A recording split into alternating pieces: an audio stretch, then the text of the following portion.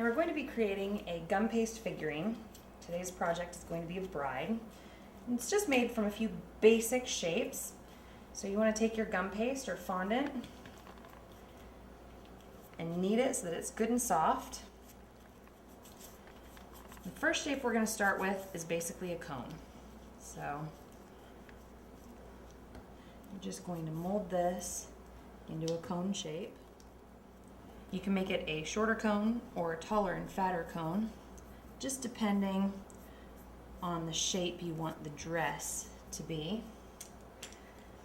And once you've made this shape, I like to use just the handle of any paintbrush and just mark some indents into it. This is kind of like adding pleats.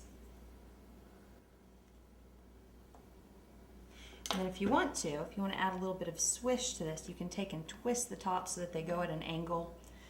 But I'm just going to have mine straight today. Gives the appearance of a box pleat, which is really popular on wedding gowns right now. And we're just going to flatten the top a little bit because the body or bodice of the dress is going to rest immediately on top of there. So we want to give it a little bit of a surface to set on. And very gently, we want to set this on a cornstarch covered surface just so that it's easy to move when the time comes, so that it's not stuck to the surface that you let it dry on. So there we've got our dress with pleats to it. We're going to set that aside. We're going to work on the bodice. For this, the basic shape that you're going to start with is just going to be a round shape.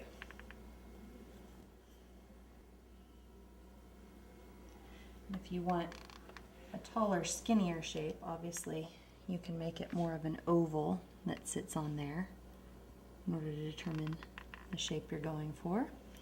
So that's good for where we're headed. The next thing you want to do is take and make a little indent. Now you can do this with a little ball tool or with your finger. I'm going to use a ball tool and just make a little indented shape. Don't worry too much, you'll see what that's for in just a minute.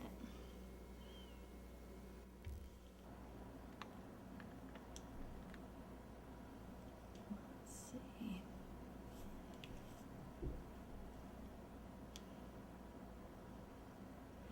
And I'm using just a piece of a skewer, but obviously you can use any number of things to build these. If you want it to be completely edible, a straw of spaghetti works great. I always like to start with more than I need because it's easier to remove bits than it is to add bits when you're doing this.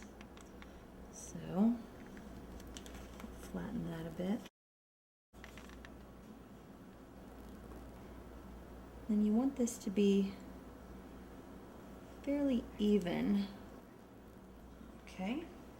Because that's going to be the neckline of the dress. And then we're going to work on making the head. We've rolled a nice little sphere, and then I like to flatten it just a bit, just to make it a slight oval shape.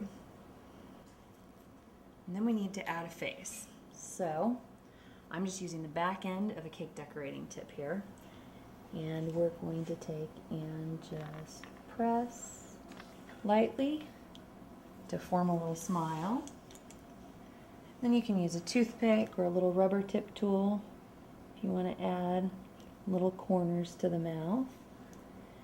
And I always do this step first because it's the hardest one to get centered and even. If you decide you hate it, you can do it over again, rather than work on the rest of the face and get it all perfect and then mess up the mouth. So just roll it into a ball.